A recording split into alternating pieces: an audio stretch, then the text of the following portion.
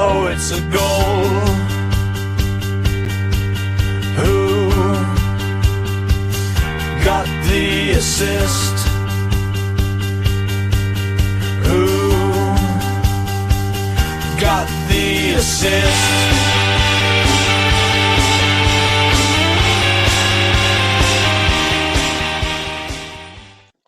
Greetings, sisters. I'm Tom. On what felt like yet another weekend of swinging fortunes, despite an incredibly miserly number of goals scored. I think Brentford and Wolves last night stopped it being a record low score, I understand. We're back with blank game week 31 Nigh, and many managers perhaps ready to go to both forget the week just gone and get on with the business end of the campaign. One of those managers is Sam, who joins me today, although we've got this final gateway to go, haven't we, mate, in this blank? You all right?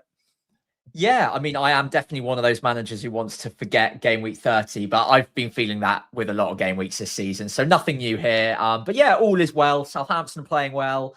So yeah, other than maybe the Premier League ramping up a little bit and being a little bit more entertaining to watch on a weekend where I had nothing better to do, that would have been nice. But nevertheless, we're back and I'm sure we'll find something to talk about tonight. Although some people are already joking in the chat there'll be a 15-minute show with very little to talk about. I assure you that won't be the case. As always, we are Who Got the Assist. On today's agenda, and yes, there is an agenda, Game Week 30 will be running through how we both got on, insert relevant emotion here. We'll leave that for a minute. A bit of a word of warning about the upcoming calendar, because I think a lot of us will want to be proactive in the next week or two, but I think it's worth noting why a little bit of patience might be on the menu. Of course, we'll be assessing blank game week 31 and a small wrinkle in the calendar, which means you should probably want to hold on to those free transfers until Friday this week as well, ahead of game week 31. And of course, if wildcarding, when to wildcard, not when the game reopens on Saturday, please, I would probably say, unless you want to just get on with it and you've got better things to be doing with the international break, fair enough. But we're here to warn you. And of course, we'll be running through all of the standard stuff, such as 1 week punts, in form versus fixture, captaincy as well will be making a return. Can the likes of Wilson perhaps challenge Bruno? And of course, our teams as we roll into the blank. It's Tuesday, the 17th of March. Lots of action going on in the background in Europe and, of course, across the week as well. Arsenal, Chelsea, Man City going on in the background. We think we might know which way at least 2 of those 3 ties are going right now. But you'll see some live reactions throughout the show, of course, as always. So, Tom, I think we're starting off with you this week. How did you get on in Game Week 30? So yeah, a good week for me here, not gonna lie. In a low scoring week, I found the one haul which transformed things, as well as picking the right captain. So 71 all out, which took me back in the top 100k for the first time in a few weeks. I think it was around sort of game week 25, early February I was there last, so up from 140k to 80k. And I guess last week I kind of ended up changing my mind. So on the pod on Tuesday, I was really bullish, wasn't I, about Ekatike captain and bringing Tavernier in. And over time, over the course of the week, I moved the captain to Bruno. I kept Haaland. I was kind of saying, oh, I'll definitely take him off João Pedro, but I kept him. And I bought Szoboszlai ahead of Tavernier. And I suppose, you know, the reasons for that, if anyone does care, was that with Ekatike, I just got a bit worried. It does sound hindsighty, but obviously I did follow this through with the captaincy move. I did get a little bit worried about kind of the X-mins of all of these players, and whereas I thought Bruno, no minutes problems, and he kind of, you know, was it 5 double-digit hauls in a row now? It was 4 at the time, and he's taken the mantle, as I wrote on Blue Sky the other day, from Bruno Guimaraes as being kind of the points defecator at home. There's one Bruno who does it at any given time. That's the rule by the sounds of it. And yeah, Ekatike was benched, for which I'm sorry, Sam, as we'll find out in a minute. I wasn't sure enough about Haaland and Pedro, like who was going to start and all that sort of thing. So I thought I'd just leave it and wait for the next week. And finally, limited money available for the Rodgers replacement, who was always going to go 2 Point Morgan. But I don't know. I think because of the news that I think it was Romero and Polinia with the 2 concussions, weren't they? And Van de Ven was out anyway.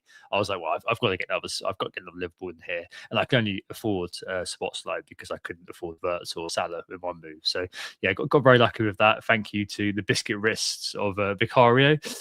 Usual wallpaper guys: Gabriel 9, Thiago's goal for 6, but supplemented by the Hill Cleany and Defcon and a Raya clean sheet, which is obviously very well received because again, sorry Sam, Timber owners unfortunately saw their player sobbed up and crocked. So yet again, Ryan managed to beat an attacking fullback who's got really good data. Yet again, it's absolutely scammed. I've scammed a good green arrow here. Yeah, up to 70, up to 85, 82k, I think it is overall. So yeah, a pleasing week for me, which I feel quite bashful about talking about, and I wish I hadn't spoken about it at length. But anyway, I will cede the floor to you. How was your week? So he runs away. First of all, like you absolutely should be talking about such a good week. I think you were one of the top content creators this week for points, and just because I'm having a horrific time of it doesn't mean you can't be having a good one. So yeah, massive congratulations to you, and just with a 5% bitterness in there as well. But yeah, very, very well done. It's great to see at least one of us smashing it. And yeah, the decisions you made really, really paid off this week. So I'm glad those calls went your way. Moving on to my team, much less positive, unfortunately. So yeah, it's just getting worse and worse. So 49 points from me, down to just inside the top 400k now. I think I was ranked 200k in game week 12 or something. So it's just been slowly going backwards ever since. We're all 30 game weeks into the season. I still haven't achieved a single game week rank in the top million. How is that even possible? It's really quite embarrassing. I'm losing all credibility. But walking through my team in particular, Kelleher in my starting 11 lost out by 5 points to Dubravka on my bench, despite Dubravka conceding something like 2.6 xg. So that was great. In my defense, I had Gabriel alongside Timber, as you referenced. Timber goes off early. I backed him to start, and he did. And he got injured and came off. So great. Gabriel was one of 3 players I own this week who got any kind of return, and he's like 90-something% owned at my rank, so not very good. Virgil van Dijk concedes in the last minute. So 2-pointer from him. Into my midfield, Bruno Fernandes was the one decision I got right this week to captain him. Obviously very grateful for him, but Rice, Burmo, Anderson didn't even pick up Defcon this week. I think he got to 8 very early on and then got booked and then decided not to put in any kind of tackle beyond that point, just in case he got sent off. So yeah, 2 points from him. And Burmo anonymous again and got hooked slightly early. Haven't got a single return out of him yet. In my forward line, I sold Haaland, I thought bravely, to kind of up my risk appetite a little bit. I fancied him to not do all that much against West Ham, whether that was starting or not. I wasn't really sure. But I brought in João Pedro and Ekitike. As per my discovery on the pod last week, I thought that was a really good double move that you kind of highlighted to me. I did start getting a little bit nervous about Ekitike's minutes late on in the run up to the deadline. And I think I was messaging you, like, talk to me about, like, can he start back to back? Like, he's got another 3 games in a week after he's played 90 in the midweek before. But I'm my own worst enemy. I've got myself to blame because I had that in the back of my mind and I made the moves anyway. And for João Pedro and Ekitike to both blank, Ekitike to not even start, meant that the move to get rid of Haaland, as great as it seemed after he blanked, meant absolutely nothing for me. So that was all terrible. Bench Morgan Rogers, at least he didn't get anything, but I think I got 15, 16 points on my bench, 17 in fact points on my bench. Yeah, it's another. Just to round off, I've just got to show this graph at anyone on YouTube very, very quickly. 0 ranks inside the top 1 million. 0 game week ranks inside the top 1 million so far this season. And although FPL Optimized thinks I'm playing quite well, I'm really not. It's going very, very badly. And that gap between predicted and realized points is becoming quite funny. yeah, what can you do other than just keep going and keep trying? And I'm gonna have to up the risk appetite to try and bring that red zone down a little bit in the next few weeks towards the end of the season. But I think I'm 50 points outside the top 100k. It feels difficult, but I'm gonna give it a go anyway. Yeah, it's not even a walrus yawn. It's like a Snorlax yawn between the predicted and realized. My God, I mean, it's just generational levels. I sent you Dan FPL Gas's one on Blue Sky as well, Yeah. and that is, I feel like this has been happening to quite a few managers, and I suppose even though this does get denigrated a little bit, like the curve between predicted and realized, you can find it on FPL optimized with a Z, if you are British, .com, and you can find out your little chart. But yeah, I mean, I've just not seen anything quite like it this year. That everything that could have gone wrong, like every little moment that you needed to get that green arrow, like where I've been able to find it in certain spots, you just haven't, and it's like you do often see, like, a bit of bad luck, when you have like 2 or 3 weeks where it's not quite happening, and then you do get that week and it all kind of turns around. You just not had that moment where it's turned the corner, have you? And it's just been really bad luck. And as we always say, the outcome is one thing, but it's not so much like, was the decision right? Are you happy with the decisions you've made? And I'm not going to be kind of ever thinking that you, of all people, wouldn't be thinking through your moves and kind of ensuring that you weren't trying to play, such a kind of cliche word now, but as optimally as possible. But you're right that, like, you're going to have to push that risk envelope a little bit now, and try to make it up, because the rank is the rank speaks for itself, unfortunately. Regardless of the fact that your expected rank is obviously, we looked at FPL season review, didn't we? And yours is actually better than mine. It just kind of goes to show the value of luck. It means absolutely nothing. It's just something for me to like hang my hat on, and like at least my decision making has been relatively sound. But everyone will forget this instantly, and probably don't even care about this to begin with either. It's just quite nice to have a look at, if you're having a bad season, to see, like, was it I've made really bad calls throughout, or have I been arguably, in inverted commas, a little bit unlucky? Again, I'll stress, it doesn't matter, because the rank is the rank, and I'm not trying to say I should be here. But yeah, seeing the predicted line north of the Bullet Wisdom median or average by 30 points, and being 20 points below the average, is quite stunning. So yeah, we'll see. Whatever happens at the end of the season, but I just wanted to highlight it in case other people were feeling similar to me. And also, get the world's tiniest violin out for a minute for me as well, and we can move on. Oh, good Lord. Yeah. Well, let's see. We'll do like a proper like stock check of the season next week with a special guest, Tom Campbell, actually. Yes. So that'll be really good fun. Right. Okay. On to matters more pressing than your bad season. Sorry.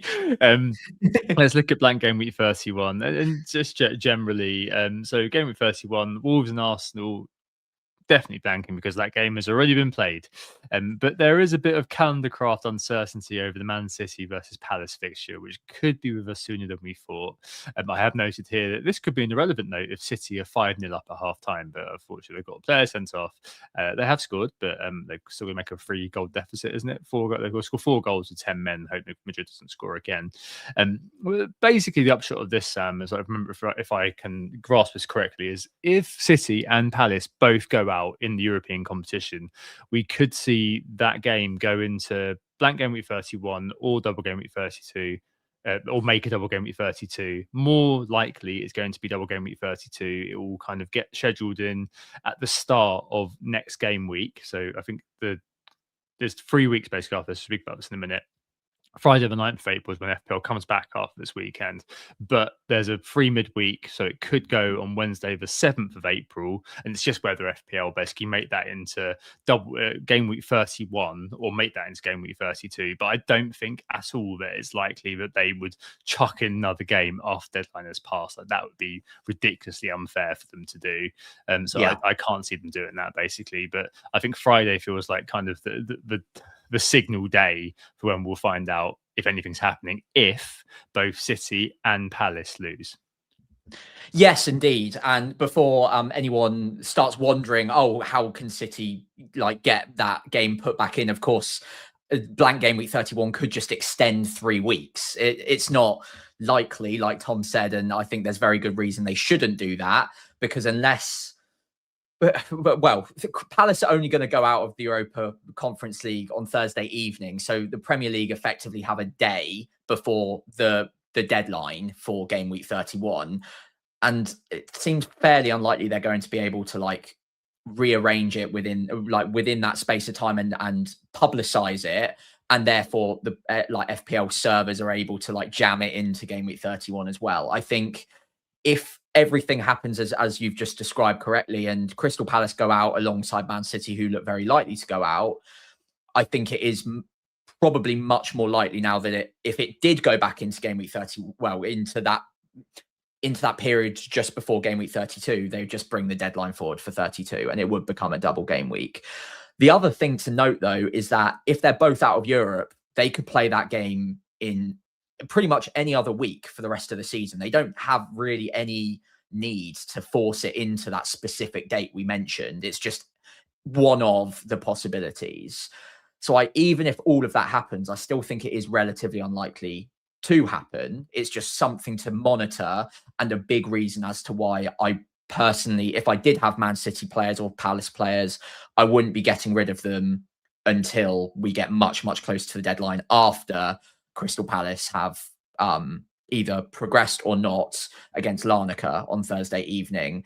And if, again, this is a bit gameplay-y, but if you plan on holding on to the likes of Haaland, Semenyo, O'Reilly, whoever, and there's at least the possibility that they could have the fixture put back in and the deadline goes, I would put them in your starting 11, because they're either going to play or they're not. So just have them in your starting 11 if you're not going to sell them, put it that way, just in case the fixture gets put back in and you can get the jammiest of all jams of all time. Again, very unlikely, but one to just note. Yeah, for sure. I think all of this does mean is that you should hold your transfers till we know Palace's fate. Now, I suppose there is a small upshot, which might be that, say you this week were looking to sell Haaland for João Pedro or something like that to fill your front line, or you're not sure about selling Semenyo because you've had him since he was at Bournemouth and you've got loads of money invested in him, or you've got Rice and you need to sell one of them to get to 11. Does it stay your hand if you're thinking that extra game could go into 32, I think, because you'd be selling a player then to bring them back and potentially lose value on them? Is that something that's worth thinking about a little bit? Potentially. I think Haaland's dropped so much that I'd be all right with selling him, I think. But I suppose there's more of a question if you've, in that Semenyo example, owned him for a long time and he's the only one you can sell. Maybe there's an element as well that, because of the League Cup and things like that, that City might want to. I don't know how it would all kind of fit together, really. And as you say, if they're both out, I don't think it's. I think maybe it's too much calendar craft to be like, it's got to go in now, as you say. It can just go in at any time. But I suppose it does just mean that, hey, you know what, there could possibly be a double game week at any point. Yeah, I like I said, if you're going to hold on to them regardless, so all of us are going to have at least one or two blankers on our bench, you would think, this week. If they so happen to be Man City players come the deadline, I'd probably put them in your starting 11. But otherwise, I wouldn't really even worry about this. Just to round off the point about whether it would go into game week 31 or 32, I think a key element here that James on Planet FPL mentioned, the reason that both Tom and I think are maybe doubtful that it would end up in game week 31 if it was announced after the deadline, is unless they announce it before all of the bonus points are locked and the def cons are moved around, and then they do all of the auto subs, that's when the game is effectively locked. The game week is over, and they don't leave that very long after the final game is done, and that's on Sunday this weekend. So if we don't get an announcement on Friday, it's usually quite unlikely to get an announcement Saturday or Sunday. And by the time we get to Monday, the game week will be locked and effectively over. They're not going to reopen the game week. So that's why I think, I can't speak for you, Tom, but that's why my reaction is it almost has to be 32. It's purely a game mechanics thing. Obviously, it's not because FPL are trying to be kind or anything. It's just because if they don't hear anything on an announcement before the deadline and we get to the game locking on Sunday evening, they're not going to be able to reopen it and add that game week fixture in. So it'd have to go to game week 32. And it is pretty unprecedented either way. So again, unlikely, but it's just one to note. Yeah, I mean, I think in the COVID season, they did kind of shift fixtures. They've kind of removed players and removed fixtures and things like that at short notice, so they can do it. That was more removal, not adding. Yeah, but because like games can get postponed, and that's got to be a function of the game. Yeah. Hopefully this little graphic here, which we'll speak for, of course, for audio, helps a little bit. So this was framed around sort of when to wildcard. We'll kind of come back to the blank game week in a second, and what you might do if you have fewer players than the majority in a sec. But just to show this as well, we know not everyone's a wild card, so maybe it's a little bit different. But I think we've basically got a 3-week gap between this weekend and game week 32, and there's an international break kind of immediately afterwards. That's the next weekend, and the weekend after that, when we come back to domestic football, is the FA Cup quarterfinals, which is 2 weeks post Black Game Week 31, and that's the time when we'll probably see a fixture happen between the 4th and 5th of April that weekend, and then the 10th and 13th of April, or the 11th and 12th of April that next weekend. But it's a 4-day long game week, and that's probably when we'll see the deadline sort of occur. So that's kind of where I think it will probably happen, and it doesn't really make sense to extend it kind of to bring it forward rather than take it back. It kind of feels like game 31 is probably fine, but yeah, let's see. And forget blank game week 31, Sam, just to cover that off before we move on to when's wildcard. If you've ended up with, say you've landed with 7 players here, imagine you had like Goodmanson, who's been suspended, and maybe you've had an injury or something like that. Maybe you had Tarkovsky didn't play this weekend, or Brampthwaite or something in your team somehow, and you've ended up with 7 players. Is there a case to free hit, or given how severe blank game week 34 is looking to be, and it could be really bad without one? Is there a case to free hit here? And I suppose if you're free hitting here, are you committing to a completely different strategy? Well, yeah, you're definitely committing to a different strategy if you are free hitting here. I wouldn't completely rule it out because everyone's situation is different, and if you've got 6 or 7 playing players, then there is upside to doing it. Absolutely. What I would say is if you've already used your wild card, I wouldn't be free hitting here. I would take hits to make sure that I've got a playing 11, or at least the most important players to own this week before free hitting, if I've used my wild card already, because navigating 33 through to 34 without either a free hit or a wild card is going to be extremely difficult, and probably will cause even more hits than you would have to take this week. So I would at least consider that. If you've got your wild card left, you could look at free hitting this week if you're really in a spot of bother, and then you're probably looking at wild carding in game week 34 after the double game week. So then it all depends how many. I guess the logic is if you're free hitting in game week 31, it's because you've got probably 3 Arsenal, 3 Man City at least. And those are 2 teams that are very likely to double in game week 33. So you've got at least 6 doublers in the double game week. So you could probably free hit 31, get through to game week 33 with a couple of free transfers and really load up on the doublers in that time. And then wildcard straight out of it in 34. The only problem is the game week 34 team might look a bit different to the ideal team you might want at 35 through to 38. So that's the only weakness to that strategy. But it is something you could look at, and it's very team dependent, of course. Cliche alert. Yeah, for sure. I suppose you could do something with fungi, like wildcard in game week 34, like I mentioned the other day, to try and navigate it. But that's what I meant. Yeah. yeah, Yeah. yeah. Okay, just basically embellish your point a tiny bit. All right. And so it's Sorry. in terms of wildcard, or in terms of when you next act after this weekend, just to quickly mention that side of it. So I already mentioned that we've got a 3-week gap.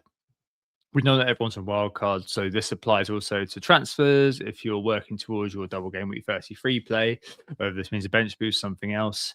But basically, the key takeaway is don't activate or make any transfers immediately after the game reopens if you possibly can. Log out for a week or two, only if there's something maybe massively critical which prices you out. Would we be kind of saying make a transfer? So say you've sold Haaland and you kind of need to buy him back because of the residual cost if there's a double game week in 32, that might be a time to buy him in. But it's a bit of a weird one, because normally you look at it and go like, 3 weeks to plot my master plan. But the reality is that there's still unknown unknowns, to use that Romsveldian adage once more, and it really is kind of after the 5th of April, so 3 weekends time, when you're actually going to know everything with mostly ironclad certainty, and that's the time when you can actually hit the button. You may miss out on kind of a few 0.1s here and there, because there's going to be lots of people who can't control themselves, and those are bots who are obviously very busy grabbing the double-digit point scorers. But at this point, the best thing to do as an engaged manager is to log out and get on with your life effectively for a few weeks. Yeah, I couldn't have said it better myself. I definitely plan on using those first 2 weeks to just maybe map out some ideas of where I might go depending on different results in the FA Cup. But there's not, because it's so A or B, there's not really any way of knowing, like, especially on like the Man City Liverpool game, it could go down one of two paths. But then also there's no guarantee that, I mean, there's almost guaranteed Chelsea get through, but it's not guaranteed, literally. And then the same goes for Arsenal against Southampton. And all of these different combinations can happen. I would just wait, honestly, because you can get to decision paralysis by the time you even get to the point where you get the information. At best, I definitely wouldn't be activating any chips or making any moves unless, like you say, you absolutely have to. And just go on something like Solio, FPL.team, loads of different options available where you can just have a little bit of a mess around with, like, oh, I quite like this wild card if these teams go through, or blah, blah, blah, blah, blah. Have a bit of fun with that, sure. But I really wouldn't be looking too closely, because so much can happen in that international break with injuries. Then you've got the FA Cup, and obviously just describe what can happen there. I just chill out, honestly, and use the break, because we all need one. So that's what I plan on doing anyway.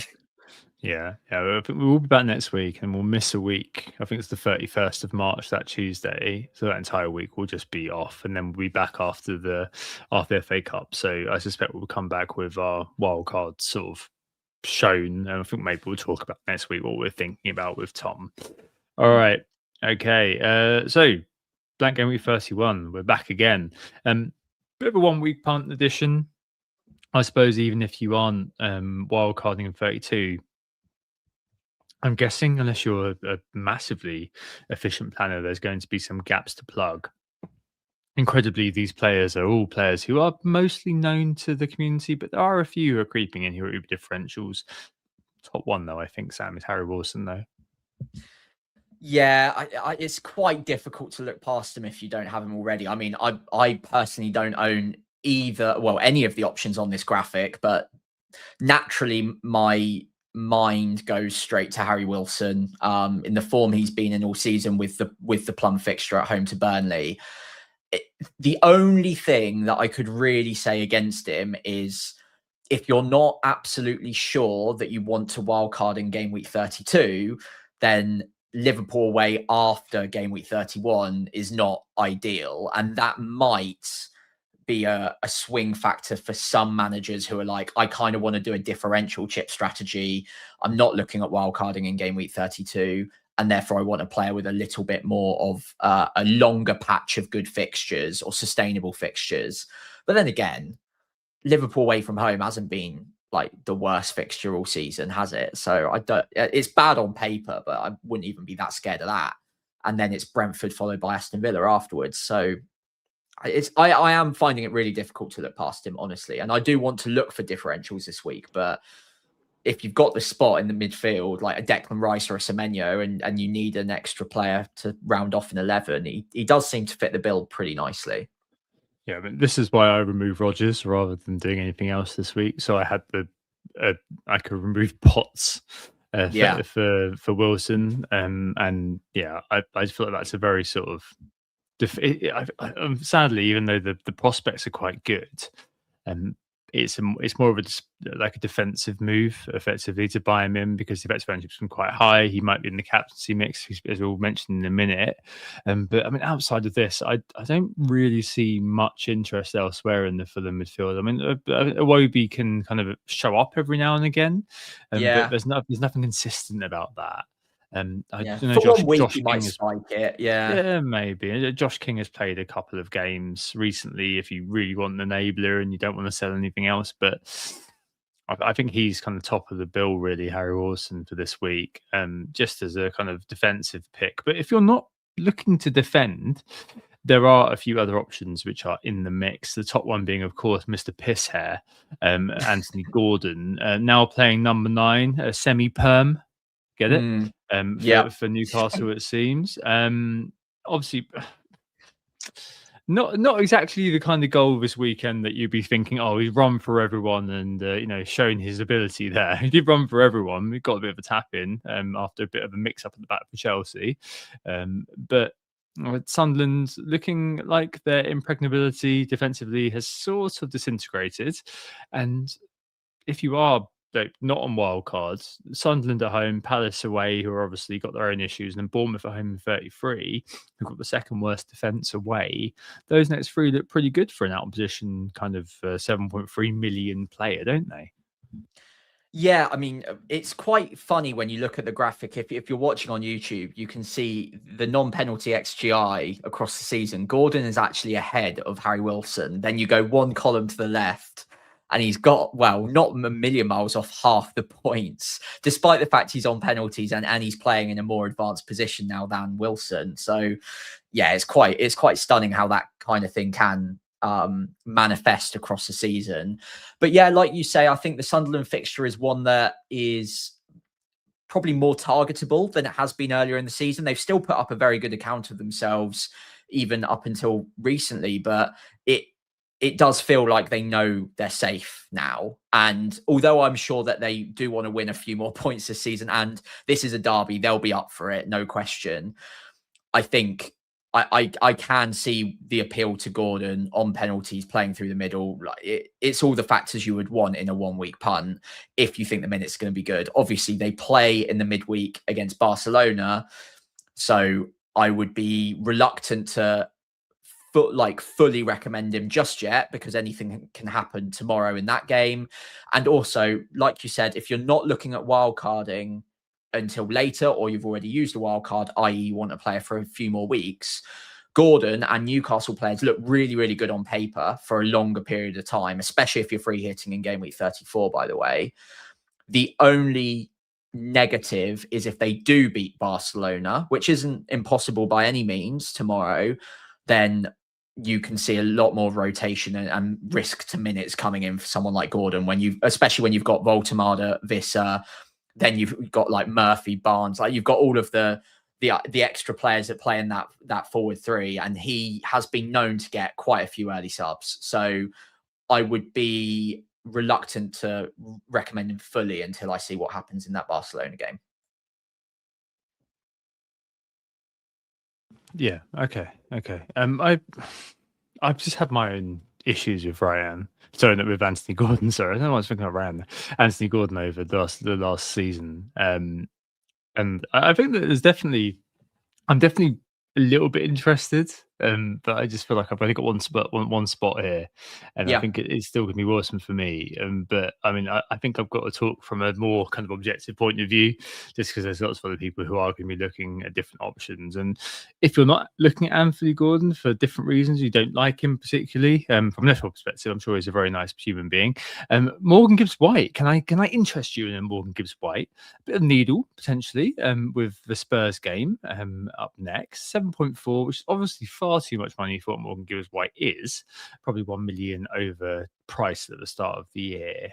But nonetheless, Sam, not doing too bad in underlying data. I think he's second overall in all the options that we've got here, maybe third actually, in the top 30 kind of thing. Spurs away next. I mean, if you are kind of keeping him around, Aston Villa and Burnley, both at home, 32 and 33, and they need to win. So maybe there's some interest in the Forest talisman. Yeah, he's been pretty good recently. I think didn't he go 3 games in a row scoring and up until fairly recently? I mean, he's a class player. I really like him. It's just that non-penalty XGI, if you have it per 90, isn't anything really to be sniffed at. And watching Forest relatively closely, as I have been forced to as an Elliot Anderson owner this season, and counting up the DEFCONs, I can't really say I've been like expecting a ton of goals from them at any point. And while Spurs is a fixture where you could see a couple, it just doesn't stand out to me as a better fixture than Burnley or Sunderland at home. And I prefer the attacking prowess of both Wilson and Gordon personally. And I just don't see a universe where I would personally double up on Nottingham Forest in my midfield. So that's probably why I wouldn't go there. But on the flip side, if you look at the total data across the season, it's not bad. It's actually better than Wilson's and better than Gordon's. He's on penalties still, right? Well, we think he's on. I know Tuchel told him to never take one again, but he is taking. I don't know who else would be on them. But Elliot Anderson, I'm guessing. Elliot Anderson, you're crossing everything. Yeah, that would be good. Yeah. I don't know. I would struggle to put him ahead of the first 2 we mentioned, but as we said, it's a 1 week punt, and Mavropanos was one of the top scorers this week, so literally anything can happen. Seems less likely though, I think. But yeah, I mean, if you've already got Wilson, then Gibbs-White versus Gordon is a closer battle, I think. Yeah, no, for sure. If you fancy it, it's one of those really. We kind of, as a rule, don't do the he isn't an option thing here, because otherwise we'd be here all day. I did put Gibbs-White on as just something in terms of the fixture. And I think that Romero, Palhinha and Van der Ven are all back as well, whatever that's worth. But Spurs have been as defensively solid as kind of the packet of 2-year-old Rich Teas I've got in the cupboard up there recently. So you never know. But I don't know if you fancy a bit of X narrative too. Showing Spurs what they were missing, etc., etc. Good point. Actually, that's a good point. I quite like the narrative. I mean, that's definitely reading some tea leaves that probably aren't there. And if you were looking in the cheap seats, there's Dango, who's down at 6. Well, it's actually the same price as Harry Wilson. 3 bonus from an assist, presumably because of that sumptuous takedown for Thiago's goal last night. I don't know if you saw that, Sam. That was incredible. Yeah. Although I'm guessing you were hoping that he'd go on and score, so Kelleher would get the assist. X-Hall, Dango, and Leeds away. Leeds as well, maybe potentially. I mean, they did get a 0-0, and they are pretty good at Ellen Road, but they are prone to kind of slipping up at Ellen Road. And once it starts going bad, I feel like it kind of goes from bad to worse for Leeds. So that's a bit of an impression I've got from watching them a few times this year. It feels like he's kind of got primacy over the smooth operator that is Sade. Maybe one to pick up. I mean, he does kind of have form for being quite haulable, doesn't he, Dango? Yeah, he's someone I would classify as explosive, and the data is actually really quite decent. Up in 19th, I think, for non-penalty XGI. We're comfortably ahead of Sharda, and like you said, 3 bonus from an assist. That does bode well for the Hall potential, because he doesn't really need to do a lot to run away with something approaching a double-digit Hall. So yeah, don't mind it. I don't think Leeds is the best fixture. Probably actually a more difficult fixture maybe than Spurs, Sunderland, or Burnley for the first 3 players we've talked about. But yeah, I really like Dango. He does have that explosivity to him, and we haven't really seen that as often with Gordon, aside from the Champions League explosion that he had, and Gibbs White hasn't really shown that this season. So yeah, he's got a volume element to him. I do like him for 6 million. He's a nice little differential I'd have a look at. Elsewhere, Sobotslow, maybe. If you're looking for someone very cheap, Anton Stack, kind of both fit a similar parameter of being a set piece merchant, with if Sobotlow's right back and Stack generally on DEFCON. It kind of feels like a lot of the transfer activity surely has to be focused around the midfield and attack, right? I mean, maybe it's just me not pissing around with the defensive unit too much, but that kind of feels the way. Up front, to move it there, I'm not mentioning João Pedro here, but we'll talk about him later on in the team. I don't know, like, I feel like he's kind of just a bit of an auto pick for me from a defensive point of view. Don't know what you think, Sam, but it feels like if you don't own him, he's one that I'm just looking to pick up. I don't really fancy, even though Everton have been defensively solid, they are at home, which paradoxically means they're not as good. So I feel like I want to just cover the exposure there, but that does feel a little bit meh, doesn't it? I mean, we've got Bowen here, consistent at Villa. Their season's disintegrating, and West Ham are obviously on the up, with a lot of X motivation, and also DEFCONs. Don't forget about those. And the proper out there pick is Richarlison, probably primacy over Solanke, and has form basically of hauling teams back from the brink with Everton in the past. We've seen could be a good 1 week pick in a relegation 6-pointer. Don't know, man. I just feel like I can't really see past just getting João Pedro in personally, but yeah, maybe it's me being a coward.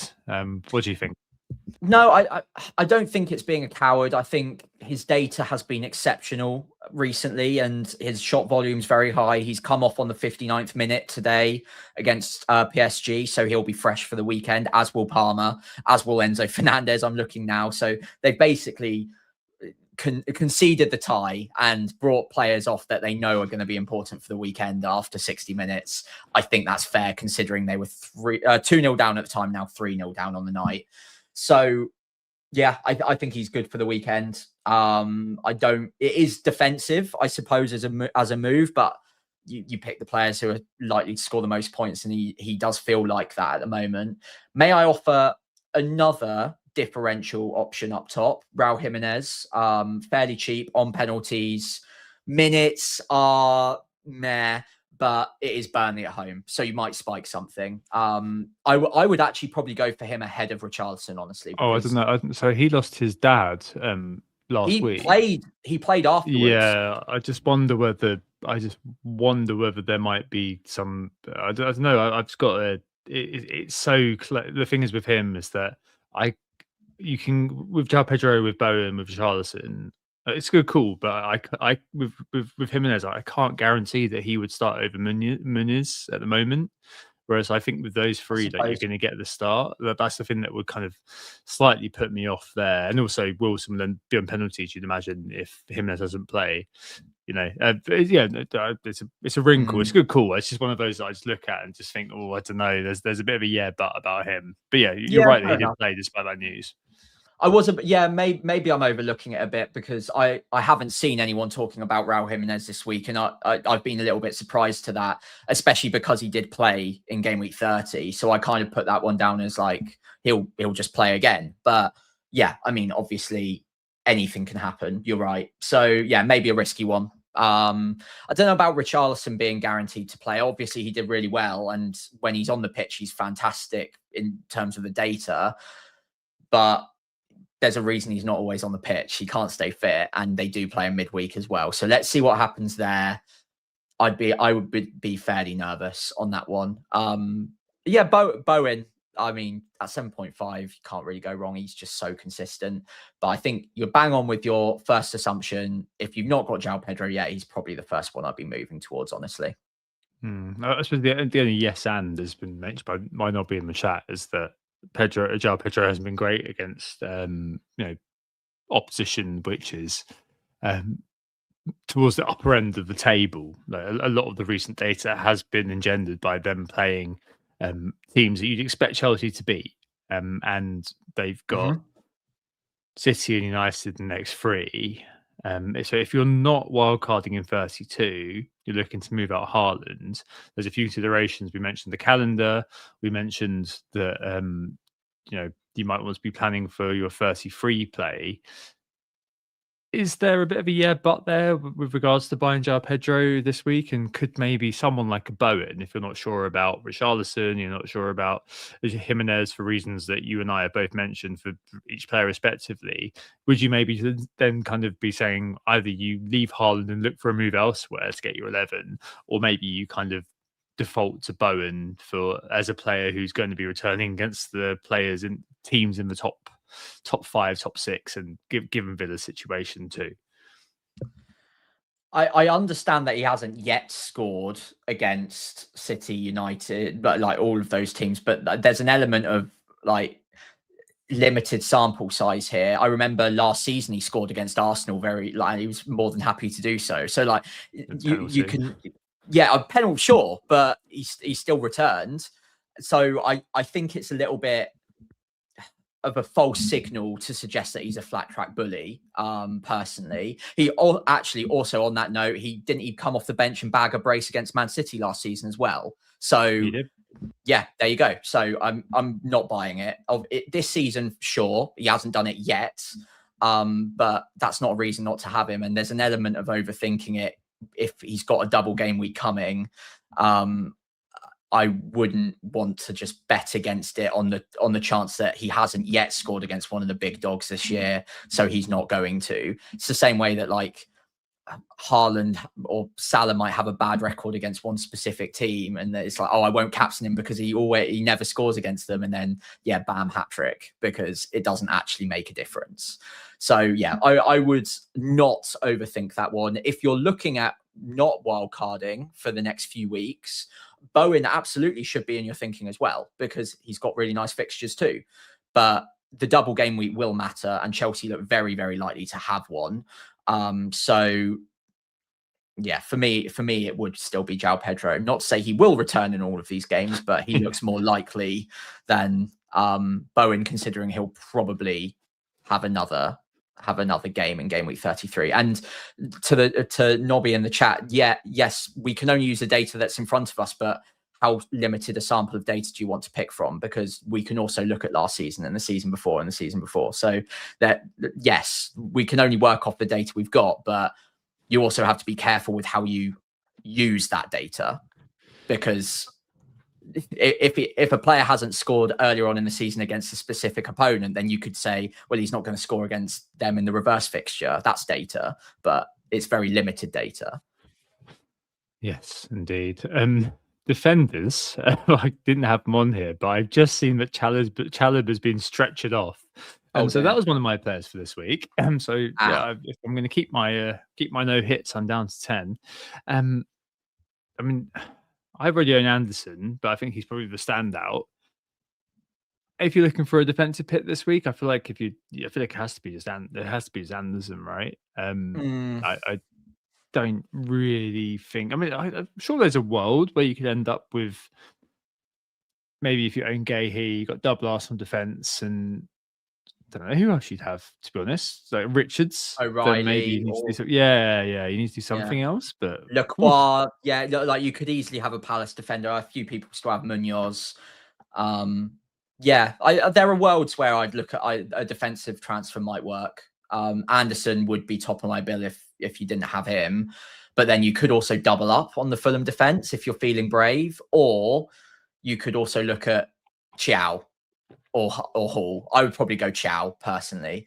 His XGI is unbelievably good for a centre back. 0.18 XGI per 90, and 0.15 of that is goal share or goal threat. So I own him yeah. as well, Sam. What do I do? Yeah, I know. This is why I wanted to just mention it, because like if I owned a player, I would probably not bring it up, because I probably wouldn't have brought up Anderson, because I have him, so he's not on my mind. But if you needed a defender this week, I would actually probably have Chiao right up there next to Anderson. I think either of those, and Chiao with the extra goal threat as well, might be really interesting. So yeah, I'd have a look at him as well. Yeah. Okay. All right. Maybe we'll talk about this later on. Oh, that doesn't sound very good at all. You mentioned Mavropanos earlier on. You mentioned Barkley as well. You didn't mention Barkley, but he was actually the top point scorer this week. I suppose that kind of links into it being an important flag that all of this is an absolute outlier in the wider content decision making we try to think about on WGTA. Like, on this week, vibes are absolutely fine to go with, and EO as well is fine to think about as like a decider for decisions you're going to make. But if you are wildcarding in 32, then you just have to go with the way the wind's blowing, effectively, whether that's your gut instinct, whether that's kind of the underlying data, the underlying odds, like whatever you look at, like decision making can be quite qualitative here, and that's absolutely fine for a weird sort of 1 week scenario. And yeah, I think that's all there is to say on that one. Yeah, I couldn't agree more. 1 week, anything can happen. Literally anything can happen. So if you fancy a player just for a bit of a vibe, then go for it, 100%. But a lot of us are pretty close to a team anyway, aren't we? So it's going to be 1 or 2 1 week punts at most. Oh, indeed. All right, speaking of 1 week punts, that's a great segue. Thank you, Sam. On to the 1 week punt update for this week. So Ryan, who just got called up to the Brazil squad, actually. Yes, he did. Yeah. And Tavernier, 3 points for you last week in the surprising 0-0 draw for Bournemouth against Burnley. This week we've both gone for the assets. I've already picked Wilson this year, so Wobi for me, and for you it is Wilson. Simple as. Easy. Really easy. I mean, you would have picked Wilson as well, I assume, if you had the opportunity. I had to check through. Yeah, I did too. Because I was like, yeah, it's got to be Wilson. I had to quickly like scroll through, like, yeah, okay, I'm fine. But yeah, like you say, anything can happen in 1 week. So Iwobi can absolutely take Wilson down in a 1 week punt, no question. But if I was picking one, it would be Wilson personally. Cool. All right, let's move on to captaincy then. Yes.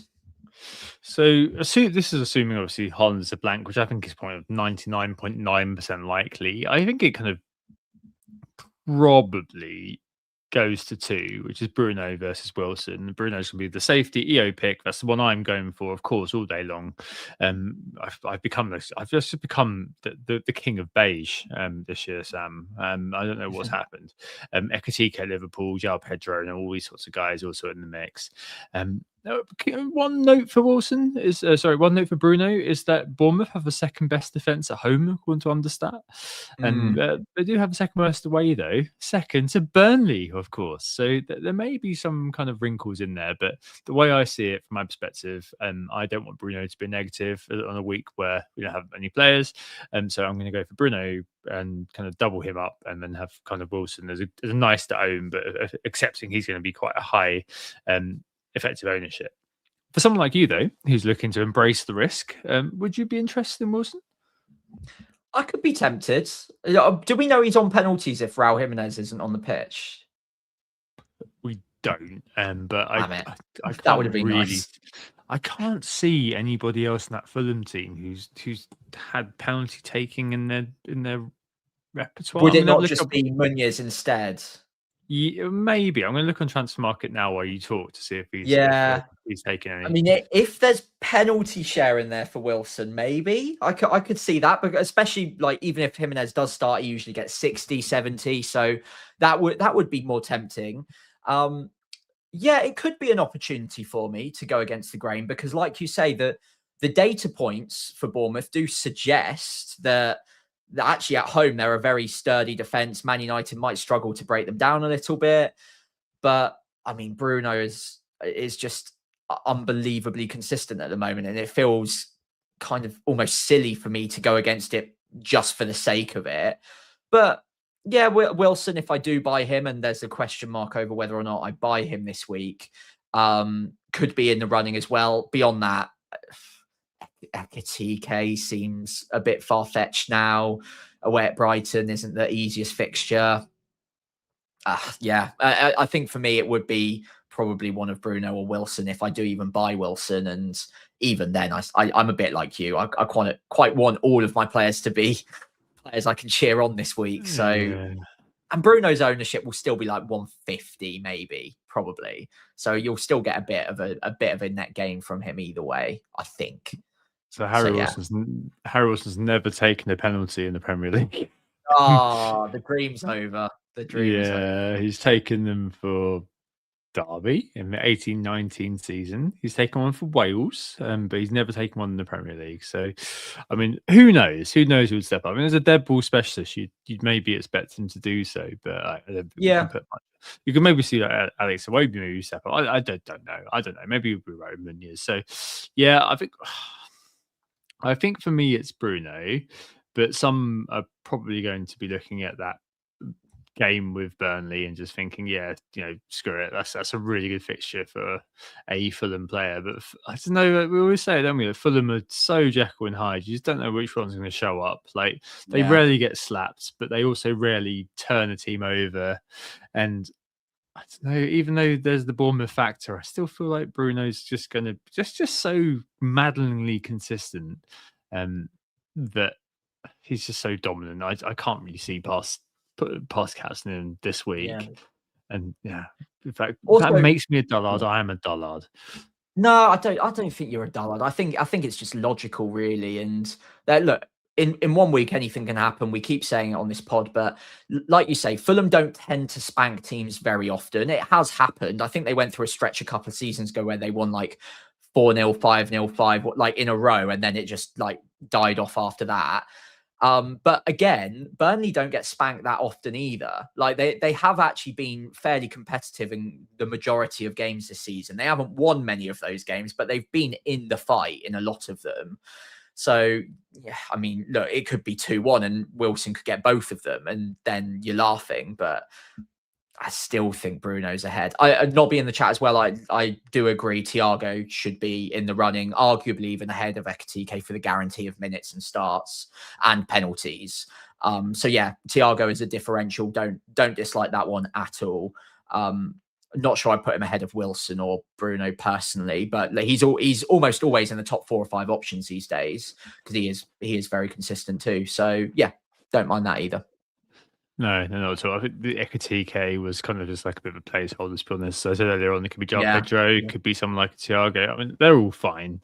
Nothing particularly exciting for me with that regard. I think I'm going to be quite boring.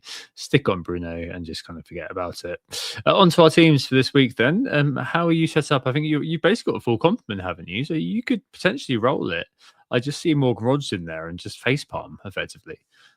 Yeah, this is the decision. I've got one free transfer, but I do have a full playing 11, and it's not a bad 11. I think there is a couple of weak spots potentially, but I've probably got the 3 strikers that, I mean, there will be the 3 highest ownership strikers. So at least I'm covered there, I suppose. I don't know whether they're the exact 3 I'd pick on a free hit, but Ekatike, João Pedro, Thiago. I think you can almost guarantee Pedro and Thiago start, and Ekatike should, but yeah, there's a risk there, I suppose. Yeah. Midfield 4 is not the midfield 4 I would want, but Bruno is Bruno, so I'm happy with him. And Burmo, Rogers, and Anderson leaves something to be desired, I think. But in my back line, I've got Anderson, Van Dijk, both pretty standard hygiene picks for this week. And then the weak point is probably Alderete away at Newcastle. So that's not ideal. And then Kelleher or Dubravka in goal either way, but Kelleher's fine. So do I use a free transfer to either upgrade Alderete, and by that I mean sell Timber and bench Alderete, to Thiaw? It would be Thiaw, I think. I think that there's upside there, and Thiaw could haul because he's got goal threat, he's got DEFCON potential, and a good clean sheet. Good clean sheet odds this week. So it's not something I'm completely ruling out, but seems a bit like, is it worth the transfer really? Like, really, Sam? But anyway, we'll move on. Midfield, it's all about whether I buy Wilson or Gordon, if anyone. And the player I would sell is Rice, but then it's who do I bench in the midfield, and is that worth it?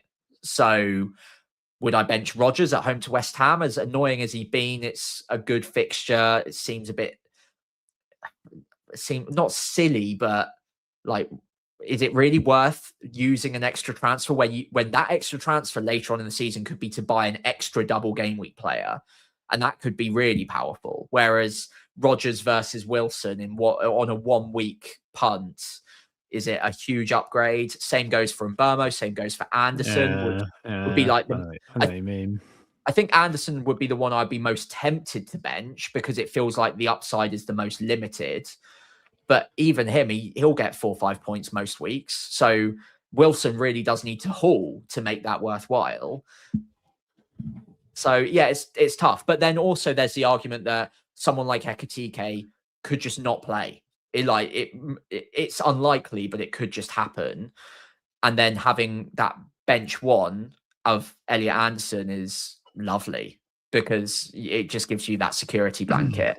The big question for me is it worth using up that 1 free transfer now to upgrade a player to Wilson effectively, or should I just wait and use it to give myself a bit more flexibility later on down the line? What would you do? I just get Wilson. Yeah, I think you've been waiting all season to a greater or lesser extent, Sam. It's not been the best. I completely understand where you're coming from, but I mean, as I said to you the other day, effectively you've got 15 free transfers rolled up in your pocket with the wild card still to go.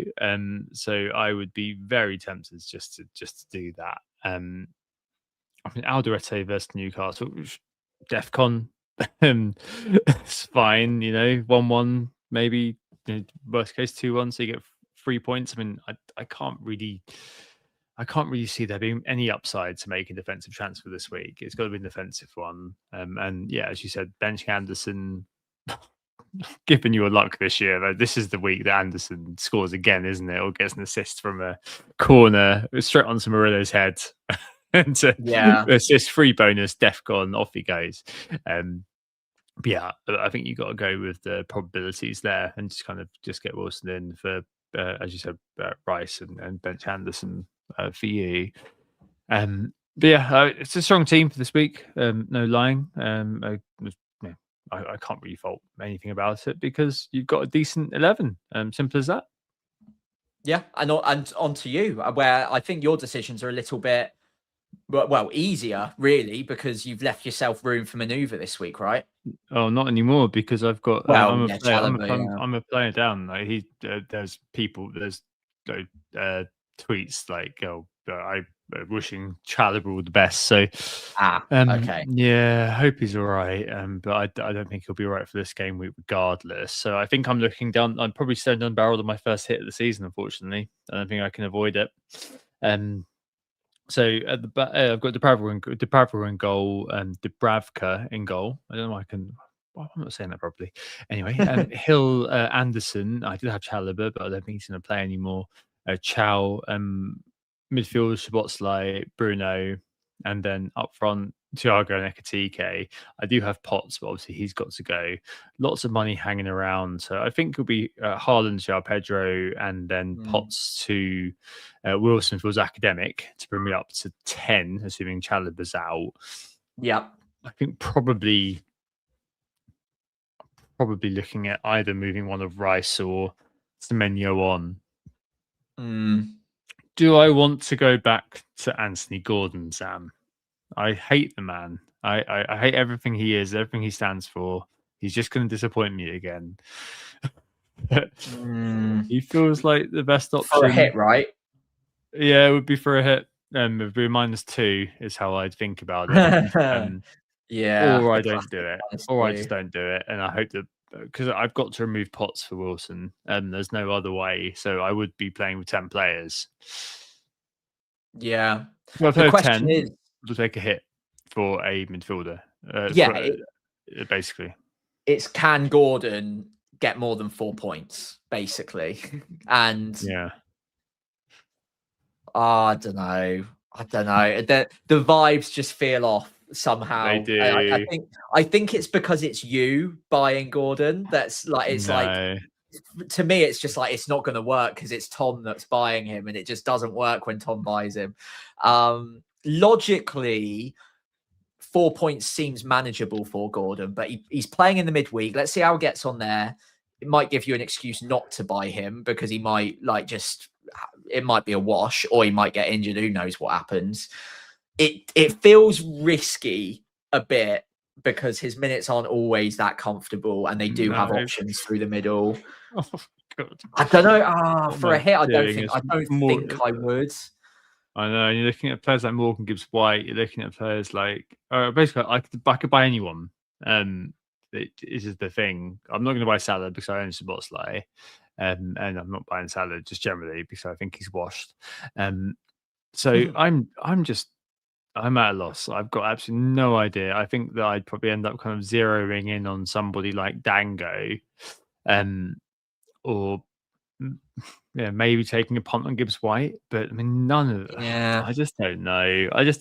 Like, how important to me is it that I keep this no hits thing going on? But I won't have anybody on Sunday afternoon.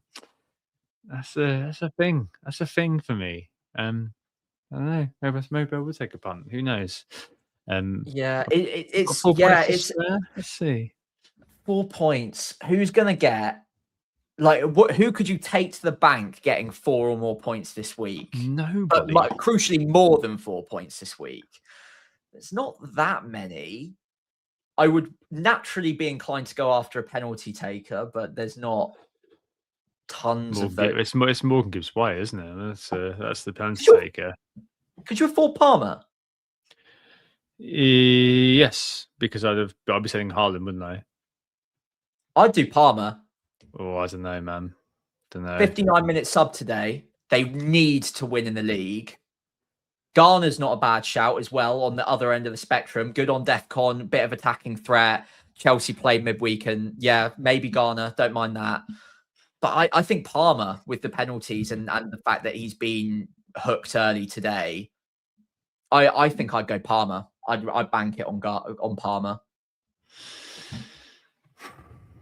There's a reason I'm 300k behind you, Tom. So, you know, I don't know why I'm not feeling it, Sam. So Morgan Gibbs White took the penalty, the sole penalty that Forest have had this year, and he took the one in the Europa League as well. I just googled it. When did Anderson take his penalty?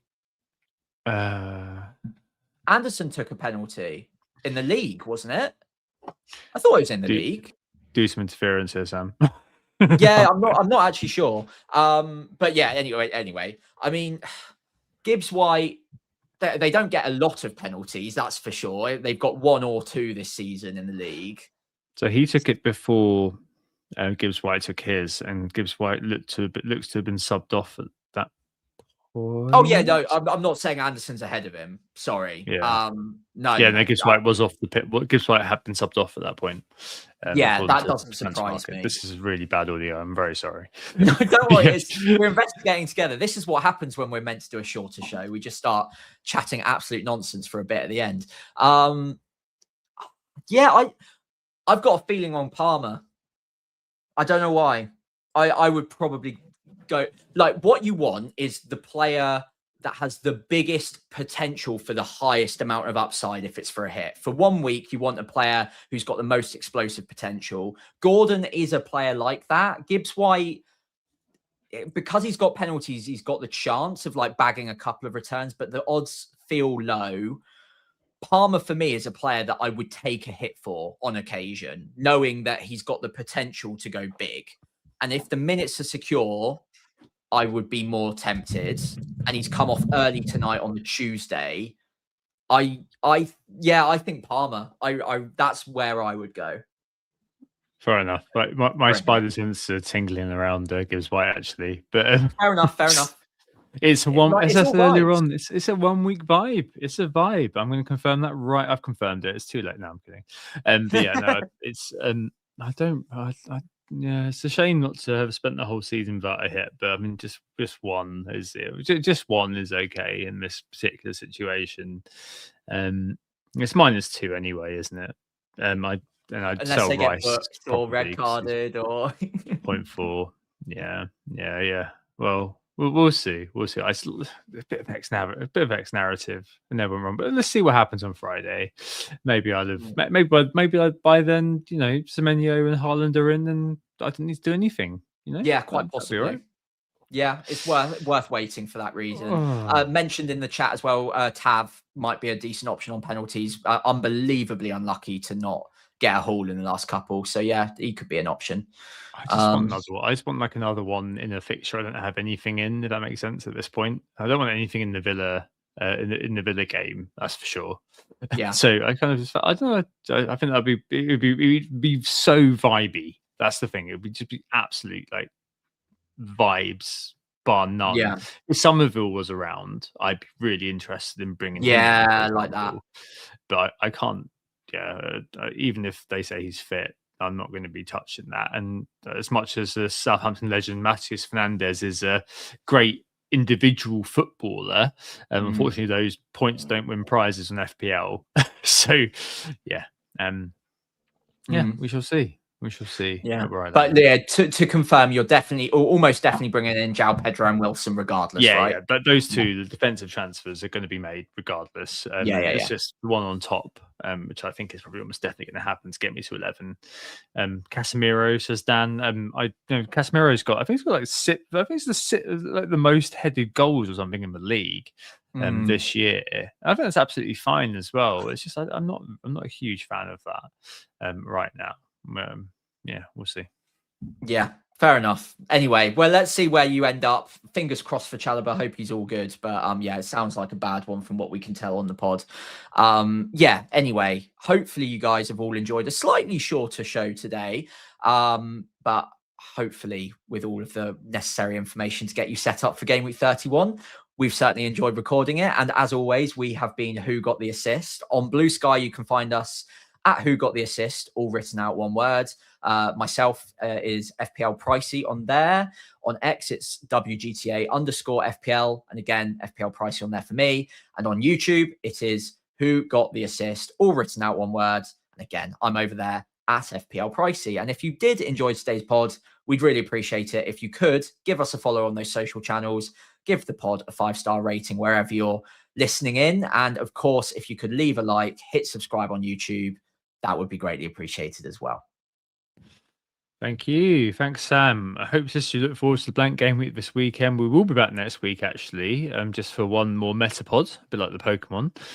Hopefully enjoying being butter-free from FPL to talk about just the general sort of, state of the nation with regards to this season just gone with special guest Tom Campbell, who's completing the triad of OG FPL podcasts, actually. He did on Always Cheating Planet, and this is his first appearance on WTA, so that'd be really cool. And then we'll be off on the 31st during the 3-week break, so we're returning on Tuesday the 7th of April after that. We'll be back next week, and we'll see you next Tuesday. Oh, it's a goal. Who got the assist? Who got the assist?